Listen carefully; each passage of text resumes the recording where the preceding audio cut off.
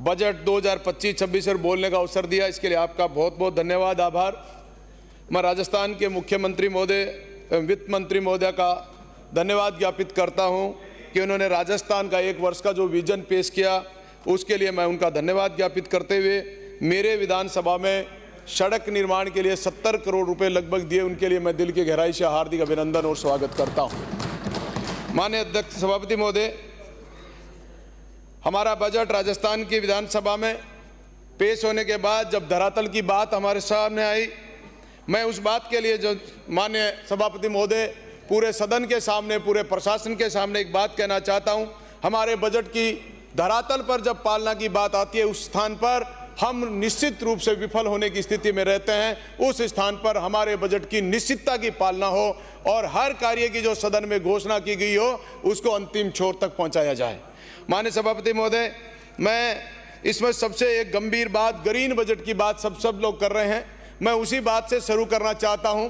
Green budget, एक पेड़ मां के नाम जो अभियान चलाया, ये एक धन्यवाद के पात्र है माननीय मुख्यमंत्री महोदय, लेकिन हम इस बात पर गौर नहीं कर रहे कि इस पेड़ को, जो खेजड़ी राजस्थान प्रदेश का सबसे महत्वपूर्ण पेड़ है, उसकी कटाई इस राजस्थान में जिस हद से हो रही है, आप कितने भी पेड़ लगा लें, राजस्थान में आप पेड़ लगाकर पूर्ति नहीं कर पाएंगे।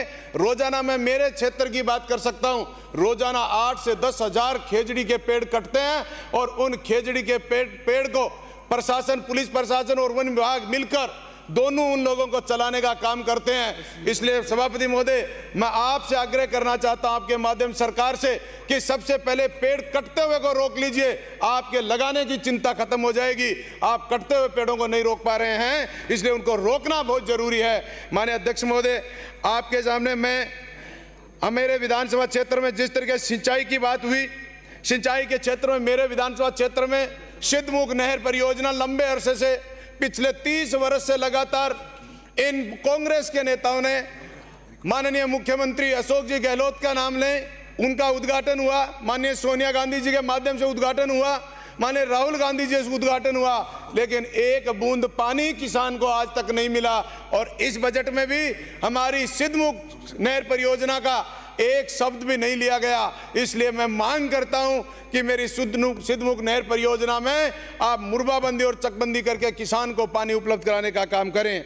इसके साथ ही साथ माननीय सभा अध्यक्ष महोदय, यमुना जल का MOU हुआ 17 फरवरी 2024 को और 4 महीने में उसको धरातल पर उतारने की सरकार ने बात करी थी, लेकिन इस बजट में हमारे यमुना जल समझौते का चर्चा भी नहीं हुई, एक शब्द भी नहीं लिया गया। इसलिए मैं आग्रह करता हूं माननीय मुख्यमंत्री महोदय से कि यमुना जल हमारे चूरू, झुंझुनू, सिक्कर को जो लाभ मिलना है उसके धरातल पर उतारने के लिए आपकी ट्रिपल इंजन सरकार मानता हूं मैं तो, राजस्थान में आपकी सरकार है, हरियाणा में आपकी सरकार है और दिल्ली में आपकी सरकार है। इसलिए आपसे आग्रह करता हूं कि आप यमुना जल समझौते को धरातल पर उतार कर जनता को लाभान्वित करने का काम करें।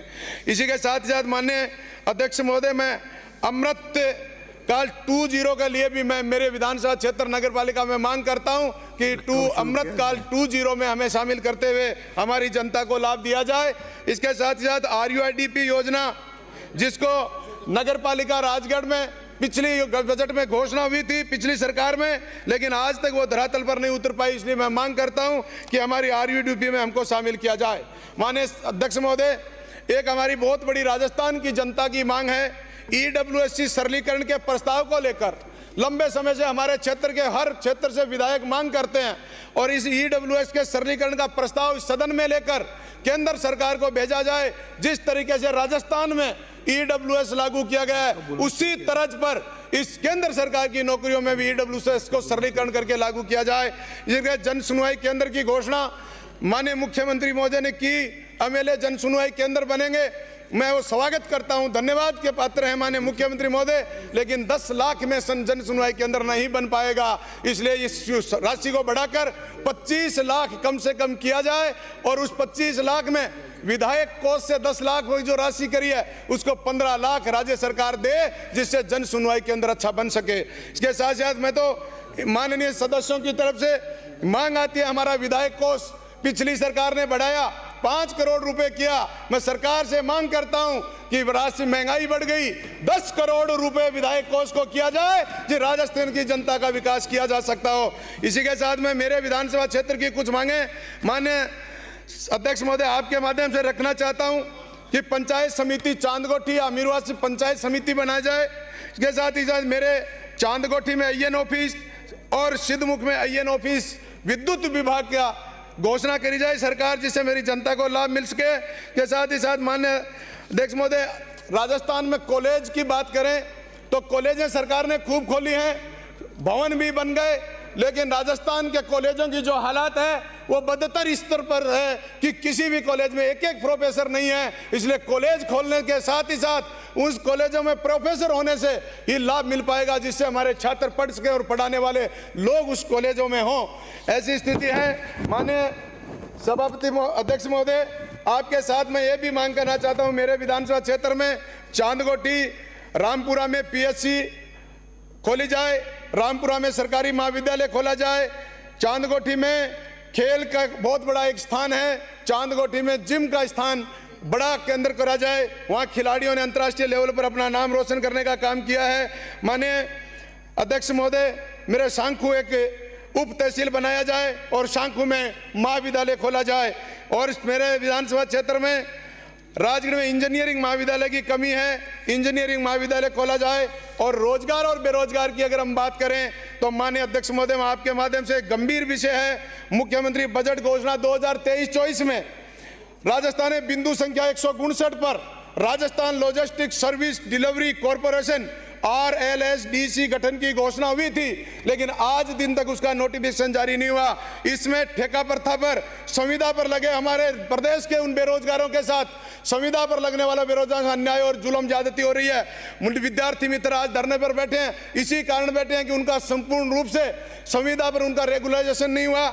युवा मित्रों को जिस तरीके से बाहर भेजने का काम हुआ 5000 लोगों का, उसी का कारण है कि वो संविदा पर थे, वो ठेका प्रथा में थे। इसलिए इस बोर्ड का गठन करके हमारे प्रदेश में हर विभाग में जो संविदा पर लगे कर्मचारी अधिकारी जिनको लगाया है उनको नियमित करने के लिए इस बोर्ड का गठन का नोटिफिकेशन जारी किया जाए और उनके हो रहे शोषण को संरक्षित करने का काम करें।